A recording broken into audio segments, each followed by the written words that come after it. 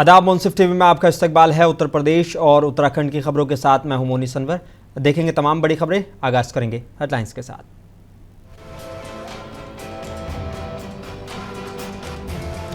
आगरा में अखिलेश यादव ने रैली में गिनाए सपा सरकार में हुए काम, पेपर लीक और कई मुद्दों को लेकर बीजेपी पर साधा निशाना।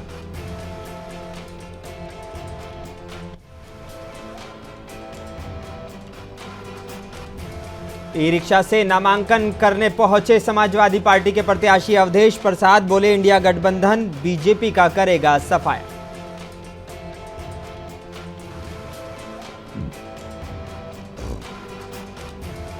बिजनौर में चावलों की बोरी से भरा ट्रक कार पर पलटा, ड्राइवर की मौत, कार में लगी जबरदस्त आग।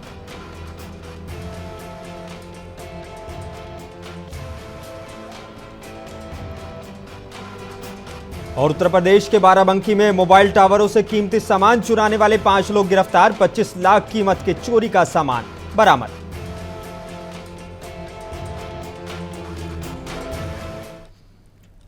आइए बुलेटिन की शुरुआत करेंगे कुछ अहम और बड़ी खबरों के साथ। उत्तर प्रदेश के आगरा में समाजवादी पार्टी और कांग्रेस गठबंधन की पहली जनसभा को संबोधित करने के लिए जीआईसी मैदान पर समाजवादी पार्टी के मुखिया अखिलेश यादव पहुंचे। वो तय वक्त से करीब 45 मिनट की देरी से पहुंचे, जहां उनका शानदार स्वागत किया गया। इस दौरान उन्होंने सपा प्रत्याशी सुरेश चंद्र करदम और कांग्रेस के फतेहपुर सीकरी के प्रत्याशी रामनाथ सिकरवार के लिए समर्थन जुटाया। अखिलेश यादव ने कहा कि ये वही लोग हैं जिन्होंने झूठे वादे किए थे और उन्होंने बीजेपी पर जमकर इसको लेकर निशाना साधा। उन्होंने कहा कि बीजेपी ने पहले तो कहा था कि किसानों की आय दुगनी होगी, नहीं हुई। इस सरकार ने ऐसा कहा था कि 2 करोड़ नौकरी देंगे, लेकिन नहीं दी। बीजेपी सरकार की कोई परीक्षा ऐसी नहीं है जिसमें पेपर लीक नहीं हुआ है, और कोई एक पेपर लीक नहीं हुआ, ये 10 से ज़्यादा पेपर लीक हो गए हैं। तो उन्होंने कहा कि इस सरकार में लीकेज कहाँ है, सब पेपर लीक हो रहे हैं। और साथ ही उन्होंने बीजेपी पर जमकर निशाना साधा।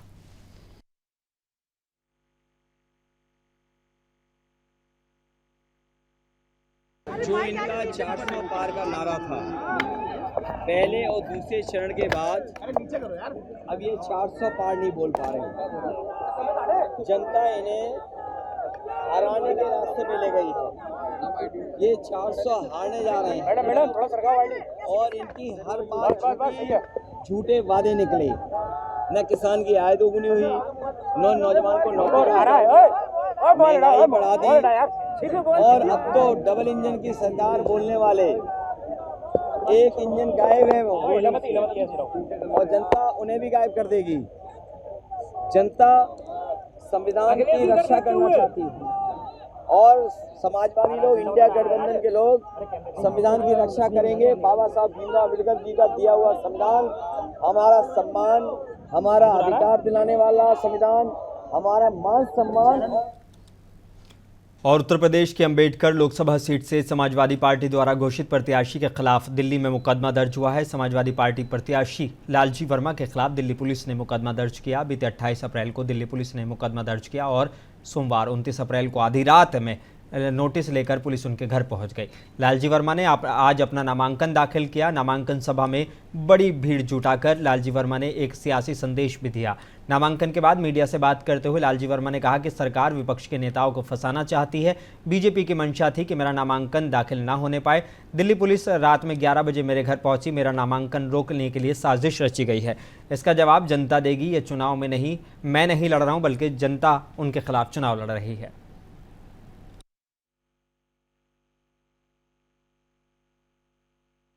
हमने आज नामांकन दाखिल किया है और हम आम जनता के बीच में जाकर इस सरकार के द्वारा जो आम जनता के साथ खिलवाड़ किया जा रहा है, जो भारतीय जनता पार्टी का कुशासन है, जिस तरह से भारतीय जनता पार्टी नफरत की राजनीति करती है और साथ ही साथ बाबा साहब के संविधान को बदलने का प्रयास कर रही है।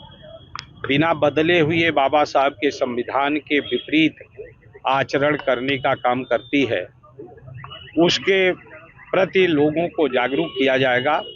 और मुझे ऐसा विश्वास हो रहा है और आप सब लोगों ने आज देखा भी होगा कि इस लखनऊ लोकसभा सीट से बीजेपी के उम्मीदवार राजनाथ सिंह ने जीत की हैट्रिक लगाने के इरादे से अपना नामांकन फाइल कर दिया है। इसके साथ ही राजनाथ सिंह अपने चुनाव प्रचार में जुट गए हैं। वहीं जीत के मार्जिन को 5 लाख पार पहुंचाने के लिए राजनाथ सिंह ने विश्वविख्यात शिया धर्मगुरु मौलाना कल्बी जवाद से मुलाकात की है। इस मुलाकात को बेहद अहम माना जा रहा है, क्योंकि माना जाता है कि मुस्लिम समुदाय का एक बड़ा तबका राजनाथ सिंह को हर चुनाव में न सिर्फ समर्थन करता है बल्कि वोट भी करता है। खासकर शिया समुदाय से जुड़े लोग राजनाथ सिंह को पसंद भी करते हैं।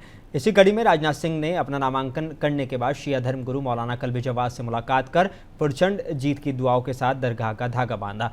इस दौरान उनके साथ शिया सेंट्रल वक्फ बोर्ड के अध्यक्ष अली जैदी, मौलाना कमरुल हसन और भाजपा नेता अमील शम्सी मौजूद रहे।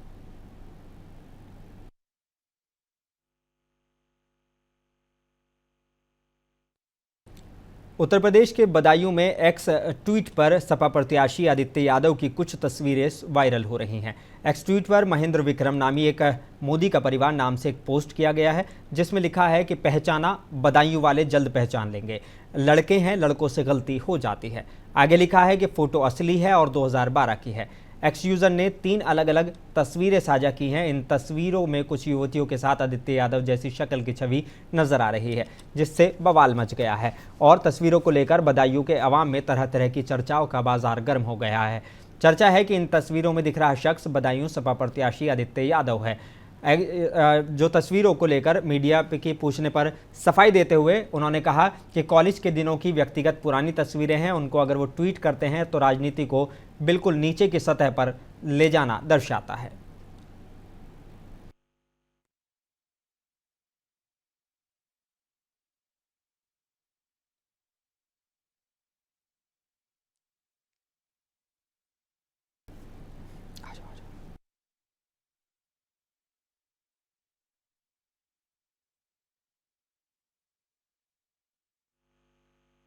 देखिए, पुरानी व्यक्तिगत तस्वीरें, पुरानी तस्वीरें, कॉलेज के दिन की तस्वीरें हैं मेरे। तो अगर उनको वो ट्वीट करते हैं तो ये उनका जो राजनीतिक तौर पे जो निम्न स्तर पे जाने की राजनीति है वो दर्शाता है। उसके लिए मुझे और बहुत पुरानी फ़ोटोज़ हैं, बहुत पुरानी पिक्चर्स हैं। पर्सनल लाइफ है हमारी, उसको लेकर अगर इस तरीके से करते हैं तो मैं समझता हूँ अगर इनमें इतना है तो उसको आधिकारिक तौर पे क्यों नहीं लोगों के सामने लाते हैं। इस तरीके से जो प्रयास किया जा रहा है ये भ्रमित करने का प्रयास है और कुछ नहीं है। व्यक्तिगत जीवन में कौन क्या करता है, कैसे रहता है, ये किसी का विषय नहीं होना चाहिए। राजनीतिक तौर अयोध्या से बड़ी खबर है। कोरोना वैक्सीन बनाने वाली कंपनी ने कोर्ट में कबूल किया है कि उससे क्या नुकसान हो सकता है। बता दें कि कोविशील्ड के बारे में कोर्ट में आया है कि कोविशील्ड से हार्ट अटैक आ सकता है। जब से खबर बाहर आई है तब से भूचाल मचा हुआ है, जिसको लेकर अयोध्या में समाजवादी पार्टी के पूर्व मंत्री तेज नारायण पांडे ने सरकार पर बड़ा हमला बोला है।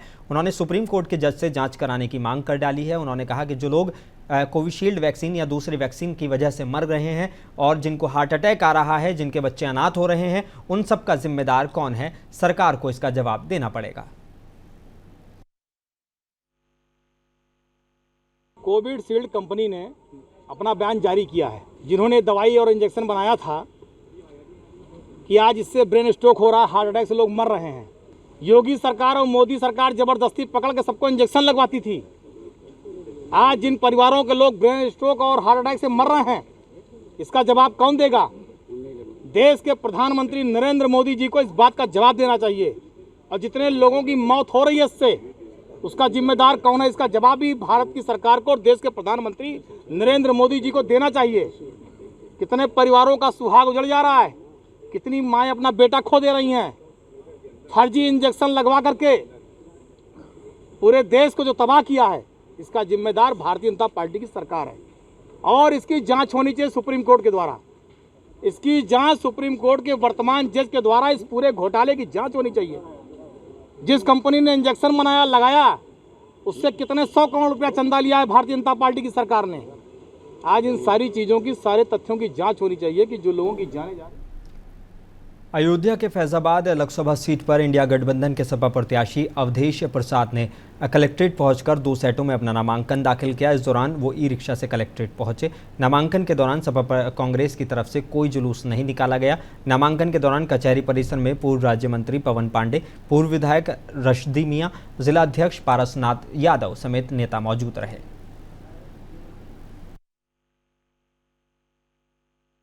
आज हमने 2 सेट में नामांकन दाखिल किया है।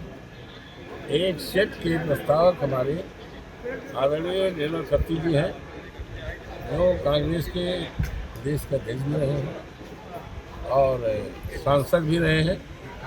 वो एक तो प्रस्तावक हमारे वो हैं। दूसरे प्रस्तावक हमारी समाजवादी पार्टी के हमारे विधानसभा क्षेत्र मिलकर सपा के राष्ट्रीय महासचिव रामगोपाल यादव ने दबरा स्थित सपा कार्यालय पर प्रेस वार्ता की, जिसमें भाजपा और बसपा के नेताओं पर सपा का दामन थामा और बसपा के से टिकट कटने से नाराज सत्येंद्र जैन सोली सपा में शामिल हुए। वहीं बीजेपी के कट्टर नेता पार्षद मनोज शंखवार भी साइकिल पर सवार हो गए और सपा ने भाजपा और बसपा में सेंध लगाई है। वहीं सपा के राष्ट्रीय महासचिव रामगोपाल यादव भाजपा पर बरसते हुए नजर आए।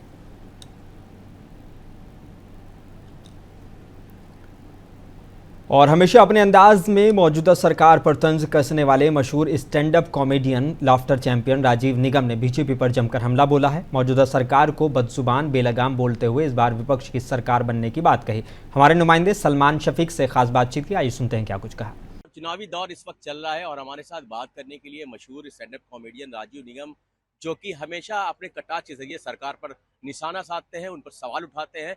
अनुरंजन के नामांकन में आज 9 यहाँ पर पधारे, इनसे बात करेंगे। राजीव निगम जी, पहले तो बहुत बहुत स्वागत है मुनसफ टीवी में आपका। बहुत बहुत धन्यवाद। लगातार जिस तरह से आपको देखा जा रहा है, आप अपने कॉमेडी के जरिए, कटाक्ष के जरिए आप सरकार पर सवालिया निशान खड़ा करते हैं, सरकार की जो नीतियां हैं उन पर कहीं ना कहीं आप सवाल खड़ा करते हैं, तो क्या कुछ रहता है आपके मन में ये करने के लिए? भाई, वो इतने सवाल खड़ा करने का मौका देती है सरकार, तो सवाल खड़ा करते हैं। नहीं, इससे पहले की बहुत सारी दूसरी सरकारें भी रही हैं जो इतना मौका नहीं देती थी, लेकिन जब सरकार पूरी तरीके से बेलगाम हो चुकी हो, है ना, बदजुबान हो चुकी हो, तो कहीं ना कहीं उसको रास्ते पे लाने का, उसको आईना दिखाने का काम हम जैसे तमाम कलाकारों को, समाज के जिम्मेदार लोगों को आगे आकर के आईना दिखाने का काम करना पड़ता है। जिस तरह से देखा जाए, लगातार इस वक्त चुनावी माहौल बहुत गर्म है। पहले फेज का चुनाव हुआ, वोटिंग परसेंटेज कम हुआ, लोगों ने दावे किए कि हम बढ़त में है, अंडर करंट चल रहा है। ऐसे में उसके बाद अचानक देश के प्रधानमंत्री का यह बयान आना कि आपका जो मंगल सूत्र है, अगर कांग्रेस आ गई तो वो दूसरों को बांट दिया जाएगा, ज्यादा बच्चे पैदा करने वालों को आपका हक छीन के, तो इस लेवल पे एक जो पोलराइजेशन वाली जो कहीं ना कहीं बयान भाषण शुरू हो गया, उसको लेकर क्या कहना चाहेंगे? आपने काफी कुछ वैसे ही कह दिया कि पहले राउंड के बाद जो वोटिंग परसेंटेज को देख करके बौखला गए हैं वो लोग और पोलराइज करने का काम कर रहे हैं। देश का ये दुर्भाग्य है कि इन 75 सालों में देश के इतने प्रधानमंत्री हुए, इतने सारे चुनाव हुए, लेकिन कोई भी प्रधानमंत्री इस स्तर तक नहीं गिरा। सिर्फ चुनाव जीतने के लिए आपको 10 साल देश ने मौका दिया। आपकी भाषा शैली, आपकी जुबान, आपका प्रेम, आपके कार्य ऐसे होने चाहिए कि आपको ये सब करने की जरूरत नहीं पड़ती। क्या लगता है, कुछ डर सताने लगा है क्या? ये बौखलाहट है। नहीं तो जब आप बोलते हैं कि अब की बार 400 के पार, इतना दिख रहा है तो इतना बौखलाने की जरूरत नहीं है, इतना हड़बड़ाने की जरूरत नहीं है, इतना लोगों के बीच में नफरत बांटने की जरूरत नहीं है। इसका मतलब कहीं ना कहीं ये डरे हुए हैं, कहीं ना कहीं ये घबराए हुए हैं।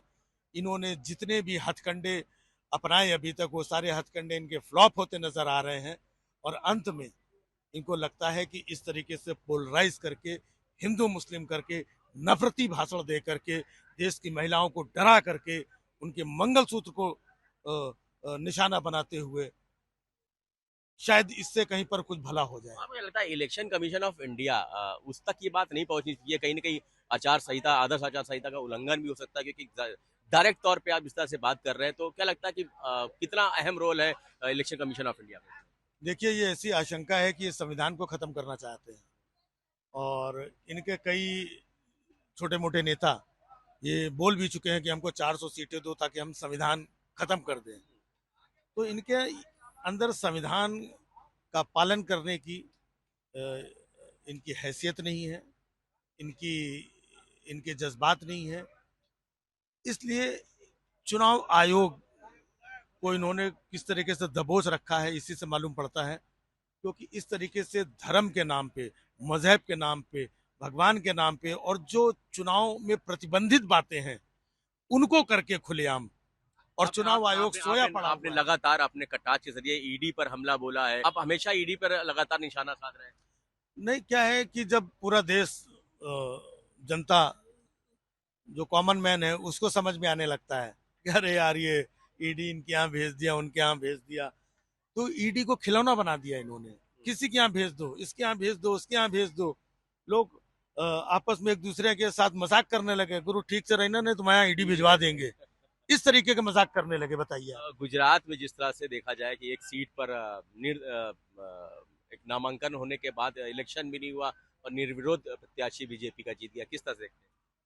पहली बात तो देखिए, ये बताया ना कि संविधान को रौंदना चाहते हैं ये आपने भी अभी बोला निर्विरोध, ये गलत शब्द है। ये वो भी कह रहे हैं निर्विरोध, इसीलिए आप भी बोल रहे हैं निर्विरोध कैसे जीत गए? ये दादागिरी से संविधान को कुचल करके जीता है। कितने प्रत्याशियों ने वहां पे पर्चे भरे थे? एक का पर्चा खराब हो गया, गलत हो गया, दूसरे का हो गया, बाकी के सारे प्रत्याशियों ने नाम कैसे वापस ले लिए? सारे प्रत्याशियों ने भी नाम वापस ले लिए। तो एक चीज बचती है, नोटा। आपको चुनाव कराना चाहिए, हो सकता है कि जितने वोट नोटा में पड़ जाएं उससे भी कम वोट इसको मिलते। ये बहुत अहम बात आपने कही। तो ये निर्विरोध नहीं है। निर्विरोध ये होता है कि जब कोई प्रत्याशी खड़ा होता है उसके सम्मान में, उसके विरोध में लोग खड़े नहीं होते हैं, उसको निर्विरोध कहते हैं। ये निर्विरोध नहीं है, ये दादागिरी है और संविधान को कुचलने का काम किया। इंडिया गठबंधन में समाजवादी पार्टी की तरफ से भी आपको पैनलिस्ट रखा गया है अपनी बात रखने के लिए। अब आप जगह जगह जा रहे हैं, डिस्ट्रिक्ट जा रहे हैं, क्या लगता है क्या माहौल चल रहा है इसमें? भाई देखिए, माहौल तो पूरी तरीके से बना हुआ है। जो 10 सालों से इनके झूठ, छल, परपंच जितने थे जनता के बीच उजागर होते जा रहे हैं। जनता इनसे परेशान है, महंगाई से परेशान है, इनके झूठों से परेशान है, बेरोजगारी से युवा परेशान है। तो 10 साल तक झेला और कहीं की भी जनता एक निश्चित समय तक ही बर्दाश्त करती है। तो अब मैं जो इधर उधर ट्रेवल कर रहा हूँ तो वो बर्दाश्त की जो सीमा थी, वो जनता की वो सीमा समाप्त होती दिखी। उत्तराखंड बोर्ड परीक्षा के परिणाम आज घोषित हुए हैं, जिसमें हाई स्कूल का रिजल्ट 89.14% और इंटर का रिजल्ट 82.63% रहा है। हाई स्कूल में इस बार गंगोलीहाट पिथौरागढ़ की प्रियांशी रावत पहले टॉपर रही हैं और रुद्रप्रयाग के शिवम मलेथा द्वितीय टॉपर रहे हैं। इंटर में अल्मोड़ा के पीयूष खोलिया और हल्द्वानी की छात्रा खंच जोशी प्रथम और रुद्रप्रयाग के अंसल नेगी द्वितीय टॉपर रहे हैं। सभी टॉपरों और उत्तीर्ण छात्र छात्राओं को प्रदेश के मुख्यमंत्री पुष्कर सिंह धामी और शिक्षा मंत्री धन सिंह रावत ने बधाई दी है। उत्तराखंड के स्कूलों की शिक्षा परिषद के यहां स्थित मुख्यालय में आज सुबह 11 बजे बोर्ड के सभापति R.K. कुंवर ने परीक्षा परिणाम घोषित किए और बताया कि इस साल हाई स्कूल के में 1,12,376 परीक्षार्थी सम्मिलित हुए थे, जिसमें से 1,13,888 संस्थागत और 1,778 व्यक्तिगत शामिल हैं। इनमें से कुल 1,14,155 परीक्षार्थी परीक्षा में कामयाब हुए हैं।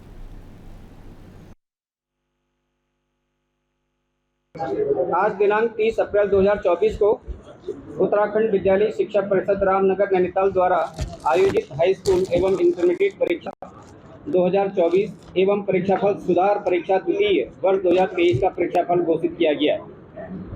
हाई स्कूल परीक्षा 2024 में पंजीकृत परीक्षार्थियों की संख्या। उत्तर प्रदेश के बिजनौर में बैराज रोड पर मंगलवार सुबह एक तेज रफ्तार चावलों से भरा ट्रक अनियंत्रित होकर एक अमेज कार पर पलट गया। हादसे में कार सवार 5 लोग दब गए। मौके पर पहुंची पुलिस और स्थानीय लोगों ने करीब 1 घंटे की मशक्कत के बाद 4 लोगों को सुरक्षित निकाला, जबकि कार का ड्राइवर की मौत हो गई। हादसे के बाद कार में ज़बरदस्त आग लग गई। मुश्किल से चालक को सीट से निकाला गया। दमकल विभाग ने कार में लगी आग को बुझाया। इमरान पुत्र इमामुद्दीन निवासी मोहल्ला हाली कॉलोनी पानीपत हरियाणा का रहने वाला था, जिसकी ये मौत हुई है।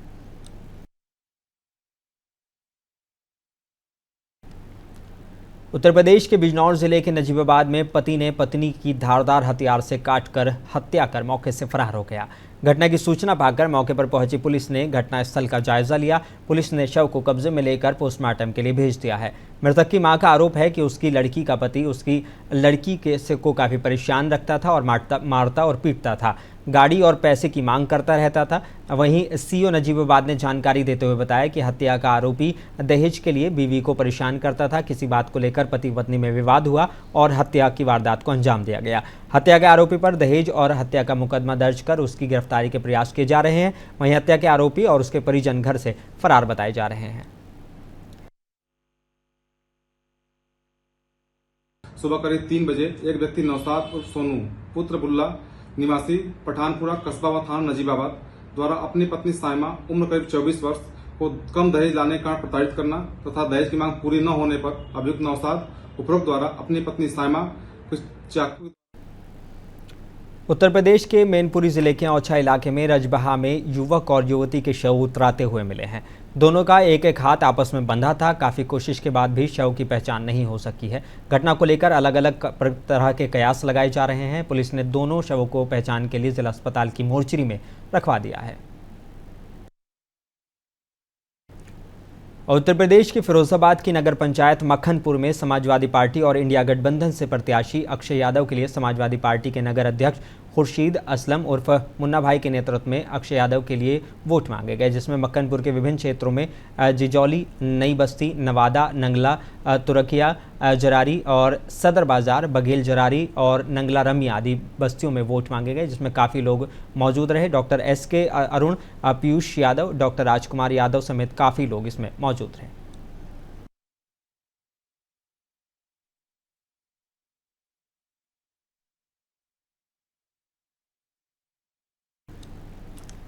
उत्तर प्रदेश के बाराबंकी जिले में मोबाइल कंपनियों के टावरों से कीमती सामान चुराने वाले 5 सदस्यों को गिरफ्तार कर सर्विलांस और थाना सतरिक की संयुक्त पुलिस टीम द्वारा इंडस टावर में हुई चोरी की घटना का सफल अनावरण किया गया है। गिरफ्तार अभियुक्तों के कब्जे से पुलिस ने करीब 25 लाख रुपए कीमत का चोरी का सामान बरामद किया है।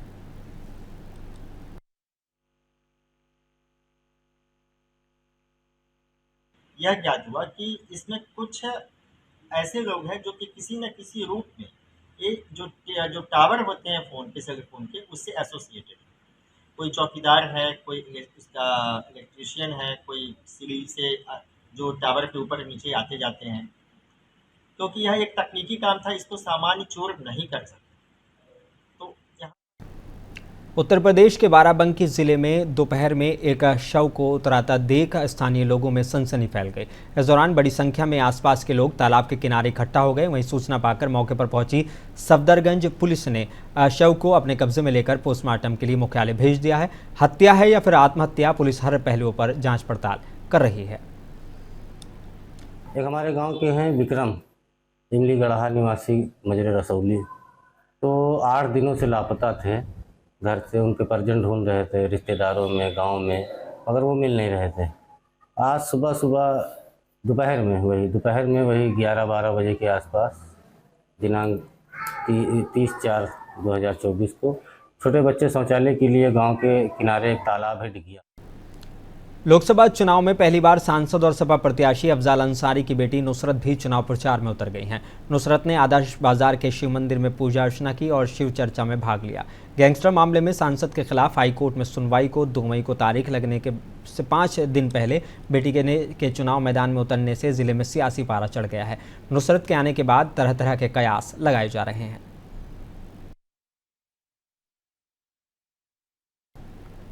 उत्तर प्रदेश के बुलंदशहर के कोतवाली खुर्जा नगर इलाके में बसपा के नेता और खुर्जा के पूर्व चेयरमैन ने बजरंगबली को लेकर सोशल मीडिया पर बहुत ही अपमानजनक पोस्ट की, जिसको लेकर खुर्जा का माहौल तनावपूर्ण बना हुआ है। बजरंग दल के कार्यकर्ताओं ने चेयरमैन के खिलाफ FIR दर्ज कर और जल्द गिरफ्तारी को लेकर कोतवाली में ज़बरदस्त हंगामा किया।